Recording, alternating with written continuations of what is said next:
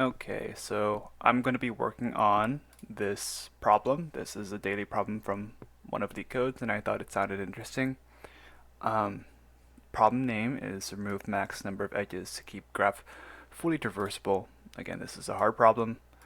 Um, and let's get to reading the description. Alice and Bob have an undirected graph of n nodes and three types of edges. Type 1 can be traversed by Alice only. Type 2 can be traversed by Bob only. Type 3 can be traversed by both Alice and Bob. Given an array edges where edges I equals the type and the start of the edge and end of the edge, although it doesn't really matter because it's a bidirectional edge.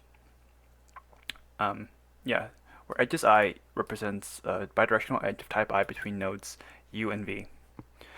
Find the maximum number of edges you can remove so that after removing the edges, the graph still can be traversed by both Alice and Bob.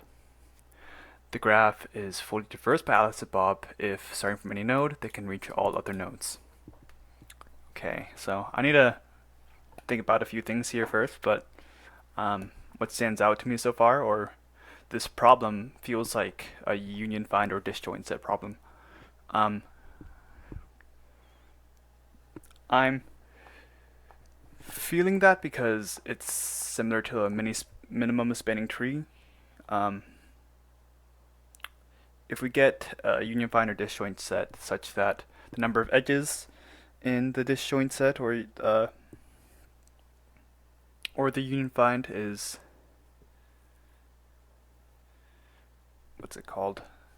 equal to the number of nodes minus 1, then we know we have a minimum spanning tree or graph. Okay. But because we have both Alice and Bob, we need to have two of those, one for each. My idea right now is to have a union find or disjoint set for Alice and a separate one for Bob, and then adding these type 3 ones to both Alice and Bob.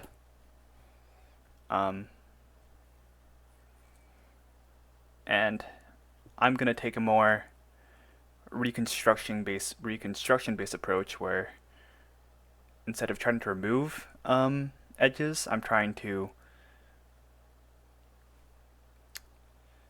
I am trying to recreate the graph with the edges that are given, and I will see how many edges I need in order for the graph to be a minimum spanning graph. Okay, now first I'll just program a union find data structure.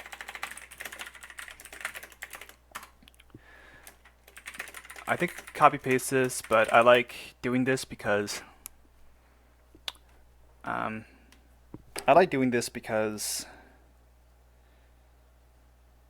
I just like to practice. It's nice.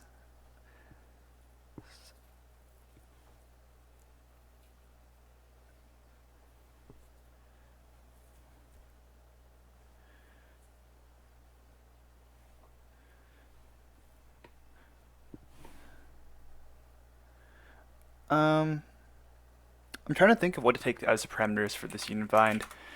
Self.par is equal self.rank is equal to for I in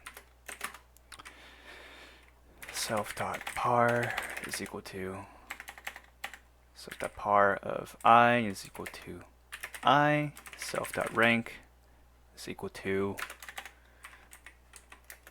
0. This could be 0 or 1. But I think I want this for each individual node. I think the best way to create the union find data structure is just to create a set. Yeah, just to create a set and then add every single node to it. So I'll do this here. Let's have nodes be a set. And then we'll iterate through the edges for start types TSE in edges. So this will be the type, the start, the end, and then I'm just gonna add the start nodes add end for each edge, and this should give us the total number of nodes, and we'll make a union find with that. I'm thinking we might need a separate one for Alice and Bob, but again, I will see. I've got to start the timer. It's been about 6-ish minutes or so since I started. Okay, so for nodes, and since the nodes are integers,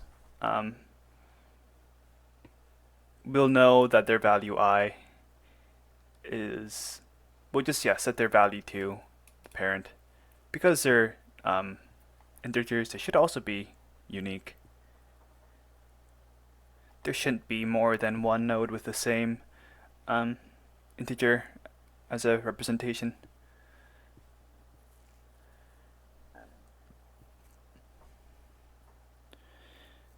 Okay, so let's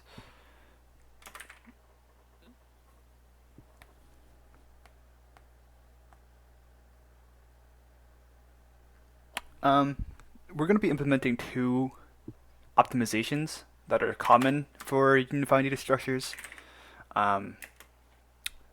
We'll have first a find, then self, and we'll have a union self n1 and 2.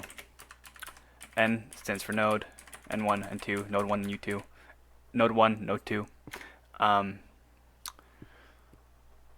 So first we'll do if n does not equal self.find, self.par of n, self.par of n is equal to self.par of n, self.find self.par of n, return self.par of n. So this finds the parent of the node. Let's see, I'm going to try to pull up Excalidraw and get everything calibrated. Yeah. 1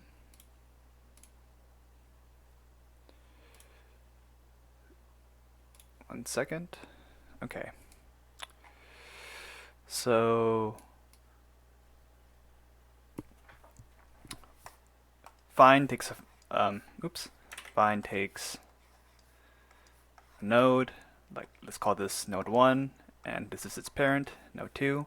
But because this can go further and further, node 3 or node 4, 3, we want n1 to return the furthest parent, which is n4. And this optimization right here sets not only this to n4, but it also sets n2's parent to n4 and n3's parent to n4. Everything along this chain, everything along this chain's parent is set to this upmost parent right here. And that makes finding the parent, if we ever call find on any of these nodes in the future, much easier because it's just a constant time operation. Okay, so that's what this does, and then this is called, I believe, path compression. And there's a really nice property once we implement path compression in another optimization, which I will tell you about in this union function. It's called union by rank. So p1, p2 is equal to self.find, and n1 self.find n2. If p1 is equal to p2, return false. So we're trying to union two disjoint sets in this function. We first find the parents of the two nodes that we have, and if they're the same parent, then they belong to the same set, so we don't include that. Or, yeah, nothing happens, so we just return false. Otherwise, we do a union by rank here. And what this does is, let's say we have two sets, one right here of like size, let's say 4, and this one of size 2. So this is 1, this is 2, 4, this is 2. When you're doing union by rank, we set the parent of the smaller of the two disjoint sets to be equal to the parent of the larger one. And what this does is, it makes more sense, I believe, to if we visually draw out how this would work. If we were to set the parent of this length 4 set and set it to this parent right here, we would need to eventually change this parent, when we call find in the future. Whereas if we go the other way, we only need to change this parent in the smaller set. So there's less future operations we need to do.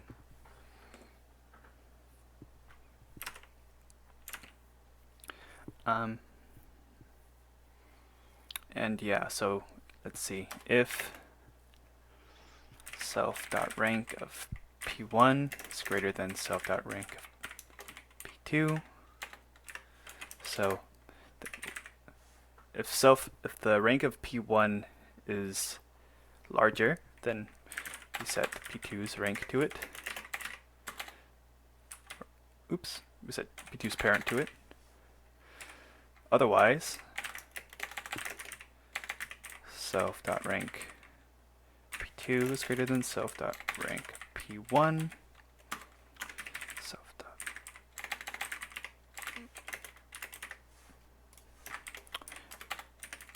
We do the same thing except for the opposite condition. And lastly, if they're the same rank, then we choose arbitrarily.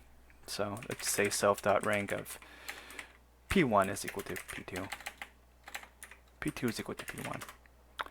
And then self.rank of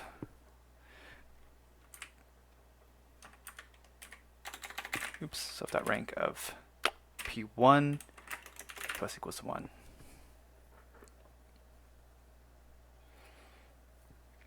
Yeah, we do this because the rank increases when we include this optimization.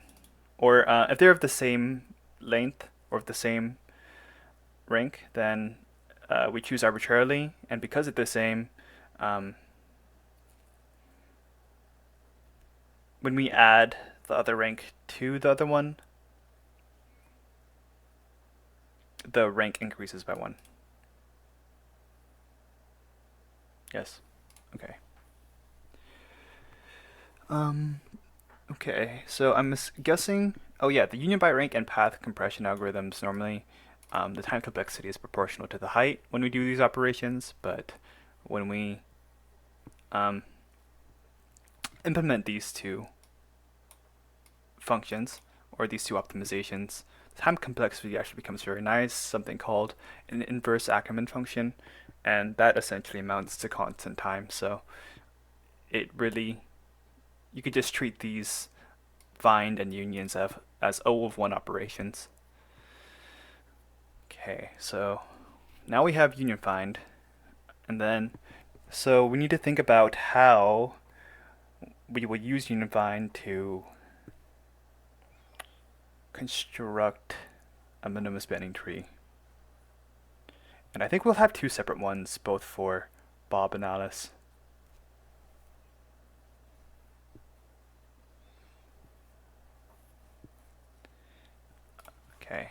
So A Alice is equal to union find, and we want to include nodes. Bob is equal to union find include nodes. Okay, so the total number of nodes we have should be what's in here. Total number of edges we have is obviously this length of the edges list. We want our number of edges. Okay, we want the number of edges in Alice and Bob to be less than, no, to be equal to length of nodes minus 1. To get a minimum spanning tree, the number of edges has to be 1 less than the number of nodes. As you can see in this example, we have 3 edges and we have 4 nodes. Therefore, the number of edges we want is 3. If we can guarantee that each of the edges connect 2 unique nodes, which we will with the union find data structure, which is why this is helpful, we can guarantee that we have a minimum spanning tree. Okay, so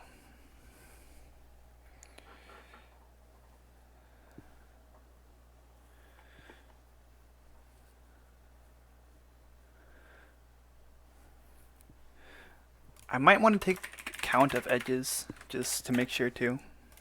Total number of edges. Okay, return edges. For edge. For, oh wait, this is already used. I'll iterate through the edges first, and then we will see. Okay, so if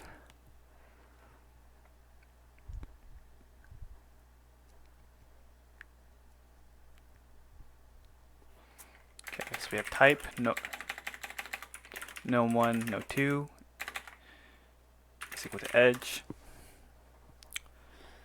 Just deconstruction to make work easier.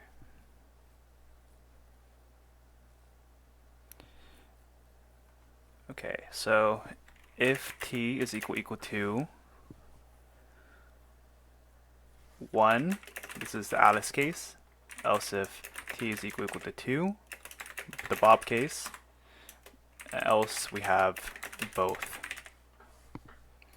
So we will attempt for each of these cases to union Alice dot union n1 and 2.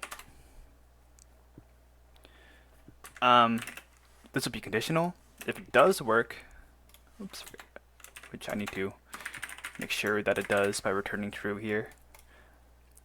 If it does work, then we have successfully appended 2 edges together.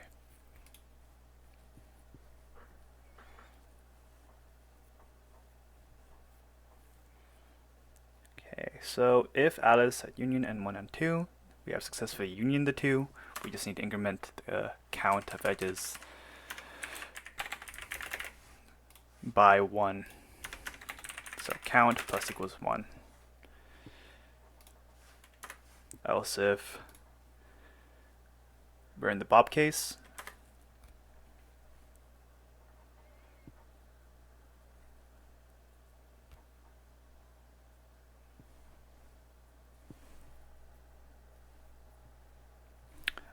then we do the same thing. If Bob.union node 1, node 2, count plus equals 1 because we have a successful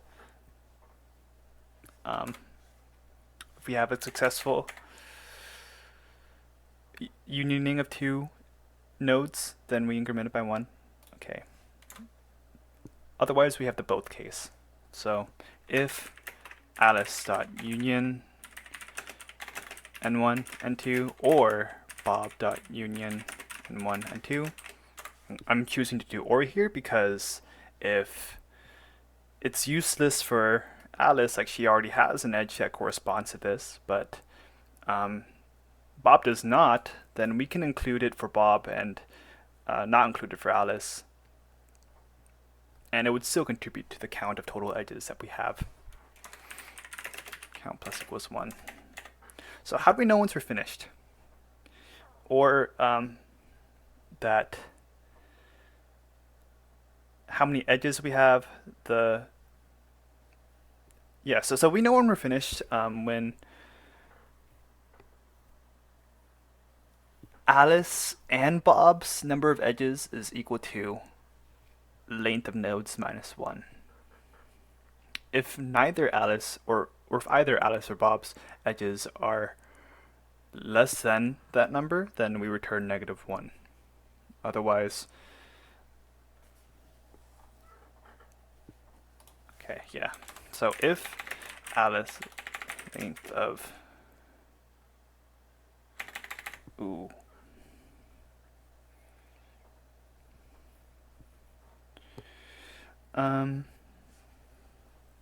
I might include some things in the union to make it easier to get the number of edges currently available.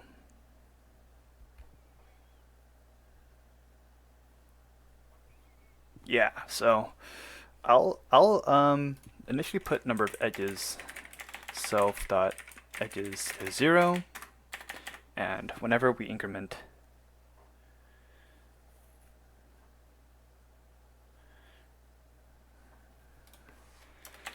self dot edges plus equals 1.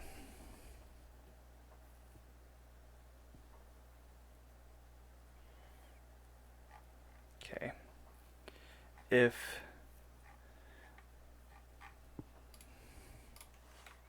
Alice dot edges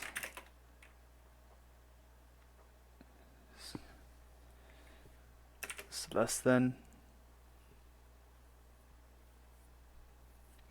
length of nodes minus 1, or Bob dot edges is less than the length of nodes minus 1, then we get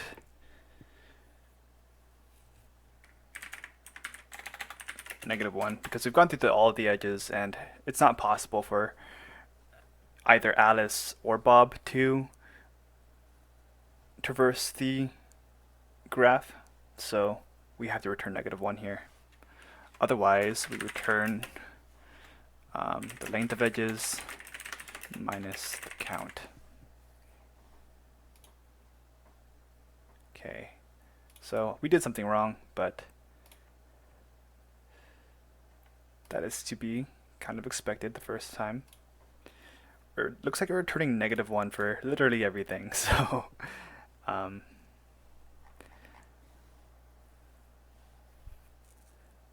end nodes. So this could be an issue of just me not reading the problem correctly.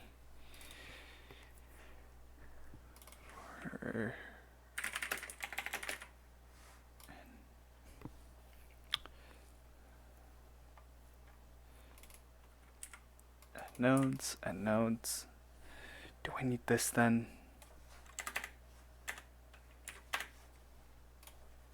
First.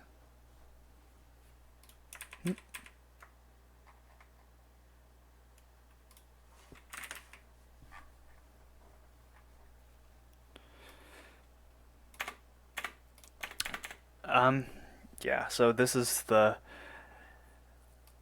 number of nodes. I was just a doofus.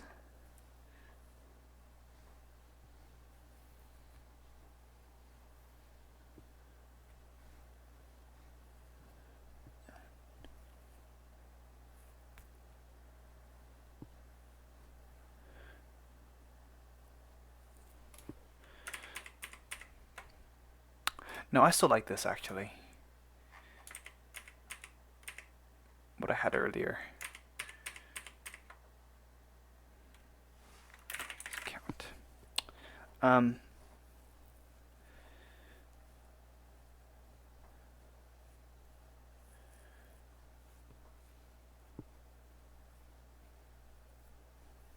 Minus n instead here. Pop of edges is less than -1. Yeah, this should still be wrong. Okay, let's see. So every time we union between Alice and Bob,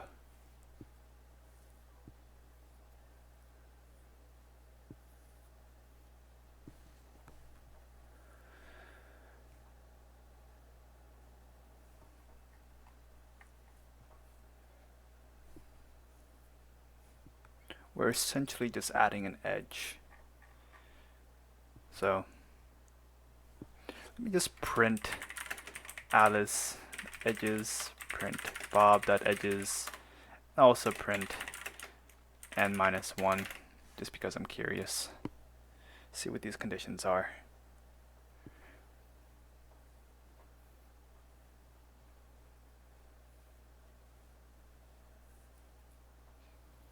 I'm kind of curious if this changes anything.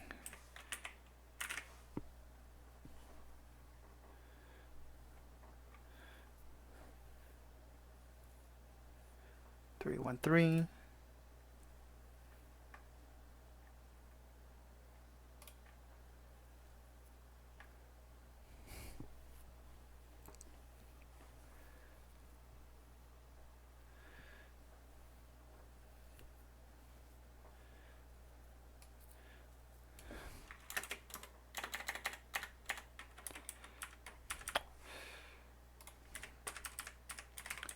Okay, doing a different way. If Alice.union n1, n2. I think the problem here was if it registered as correct for one of them, or if one of these returned true, Bob union n1 n2, or Alice union n1 n2, it would not do the other, the one on the right hand side.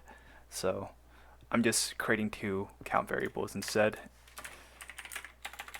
bcount is equal to 0. Once this is done, acount is equal to acount plus bcount. Okay. Expected 2. -2. That's not good. 2, 2, 3, -1, -1. Okay, so here I'm getting -2. I want to print out all these regardless of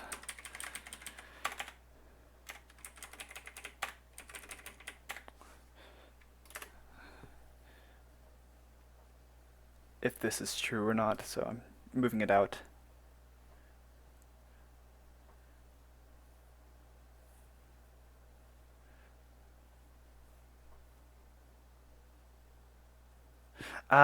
Okay, so also I'm counting potentially twice.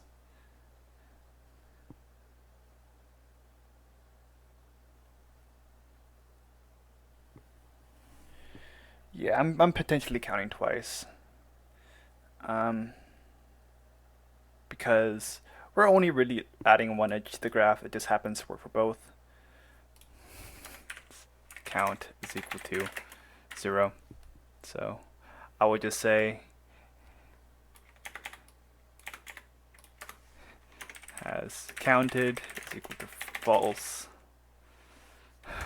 Man, this feels primitive. Has counted is equal to true. Has counted is equal to true. This feels sad. If has counted, count plus equals 1.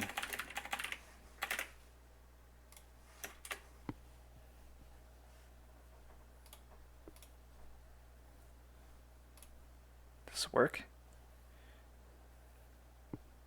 Ooh. Okay.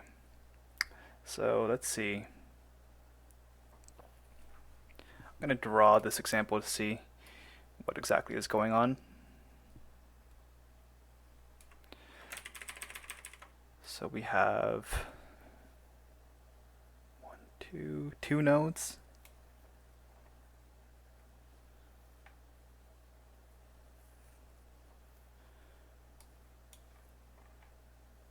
I think I'm starting to see what the issue is just from this example. Okay, so we have node here, node here. We have, oops, we have a node here, 1 and 2. Let's do Alice here. Let's do Bob. Then let's do both. Both. Okay, so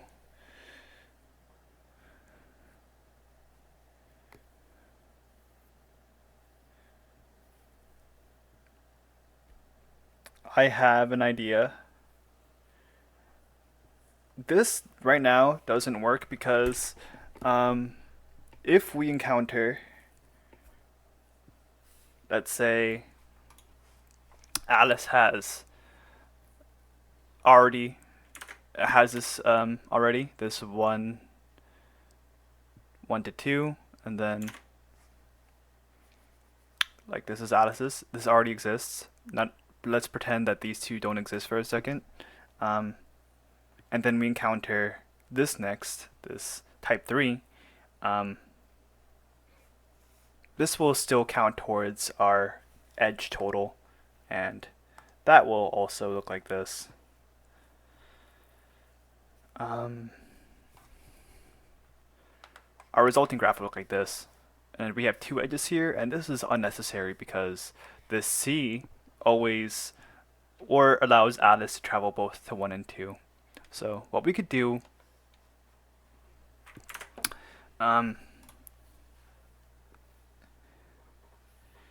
is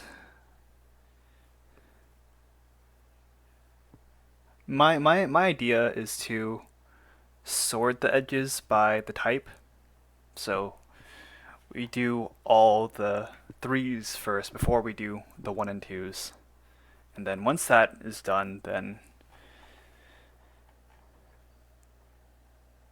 then we have, it should be a minimum spanning tree. But right now, my only issue is this is linear time, and if I introduce sorting, it would take it to O of n log n times solution. So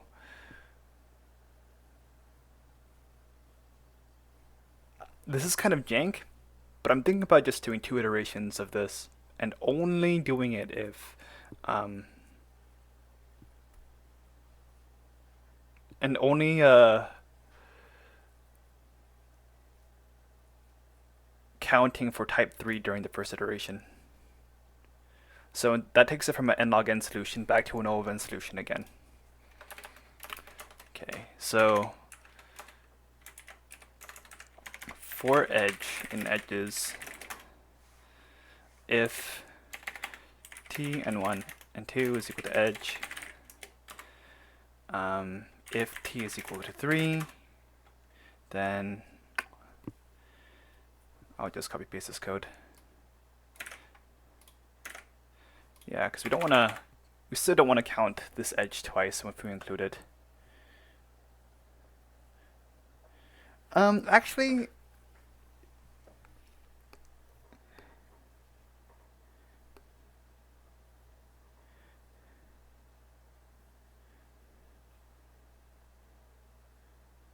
yeah, no, I think this is still fine.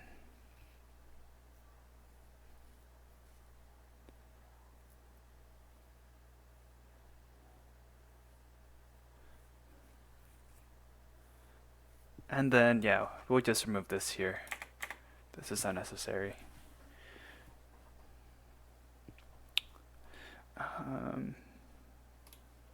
So just confirm this still works. Yeah, okay. So that solved the problem, and we were able to get a O of n type of solution with, not the best memory usage. And this runtime doesn't look amazing, but I guarantee you, because it's O of n, it still works fine. Okay, so I'm glad I was able to troubleshoot the bugs and get this hard problem done. And yeah, thank you for watching, and if you want me to see any other type of problem done, just comment it and let me know in the comments. And yeah, thank you for watching.